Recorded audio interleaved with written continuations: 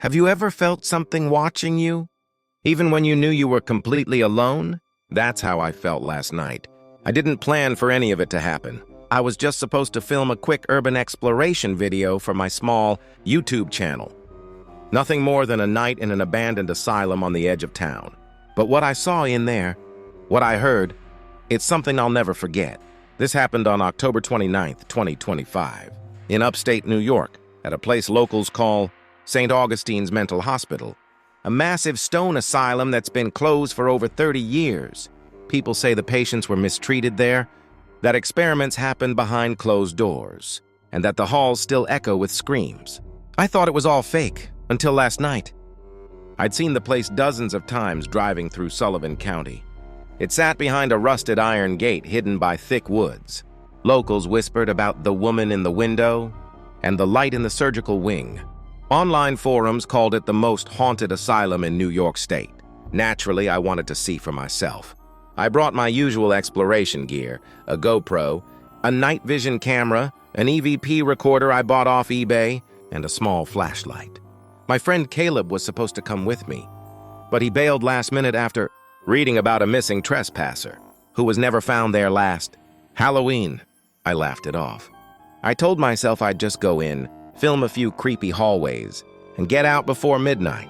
But the second I stepped past those iron gates, the air felt wrong. Like the woods themselves didn't want me there. The main entrance was chained shut, so I found a broken window on the side of the administration building. The second I climbed in, the temperature dropped. My breath turned white. Inside, the smell hit me first. Mold, rot, and something metallic, like old blood. My flashlight beam caught faded words on a peeling wall. Ward C, restricted access. Paint flakes hung like snow. The hallway stretched out in both directions, endless, echoing, dripping. Every step I took crunched glass beneath my boots.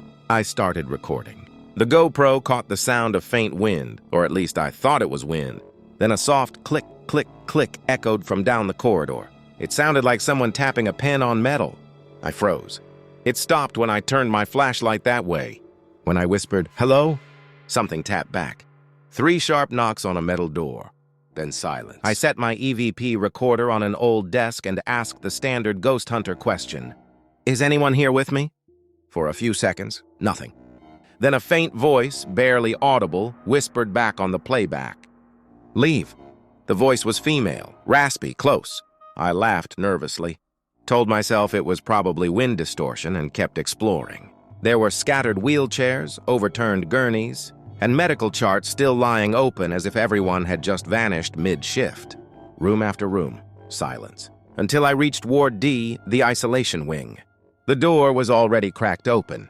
Inside, the air was heavier, warmer somehow. On the wall, someone had carved letters into the plaster. "I hear them still." My flashlight flickered, and in that split second, I saw a figure at the far end of the hallway, pale, standing completely still. When the light steadied, it was gone. I decided to head toward the surgical wing. That's where most of the legends came from. The doors were rusted and sealed, but I pushed through with a shoulder. Inside, metal tables lined the room. Dried stains, I told myself they were rust, not blood. A single surgical light hung overhead, swaying ever so slightly even though there was no wind. Then I heard it again. Footsteps. Not mine. Soft, wet, dragging steps coming from behind the surgical curtain. I raised my flashlight and said, "Hey, I'm not here to mess with you, I'm just exploring." The curtain moved, slowly, and underneath it, I saw bare feet. The light flickered, the camera glitched, and for 1 second I saw a woman, hospital gown, dark hair stuck to her face, eyes black like ink. She opened her mouth, and there was nothing inside. Just darkness. Then the light went out. When it came back on, the room was empty. I tried to leave after that. I really did. But the hallways didn't look the same anymore. Every turn led me somewhere unfamiliar. The signs didn't match what I'd seen before. It was like the building was shifting. My GoPro battery died first, then the flashlight. Only my phone light remained, and even that flickered. At one point, I passed a mirror in what looked like an old patient bathroom. I saw my reflection, but it wasn't moving with me. I stood still. It tilted its head. I dropped the phone. When I picked it up again, the reflection was gone, but on the mirror, written in fog, were the words, "You shouldn't be here." I ran. I don't even remember where I was running to. The hallways stretched endlessly, repeating, looping. And then, a siren blared through the building. Old, crackling, like it hadn't worked in decades. Over it came a voice, faint but distinct, through the intercom. "All patients, return to your rooms." I don't know how long I ran, or how many stairwells I went down, but I finally saw an exit sign glowing red through the darkness. The door wouldn't open at first. I kicked it, pounded it. Then suddenly, it swung open by itself. The cold night air hit me like a wall. I stumbled out, fell to the grass, and looked back. The asylum windows were pitch black, except one. The light in the surgical wing was on, and standing there behind the glass was that same woman. She raised her hand and waved, slowly. Then the light went out.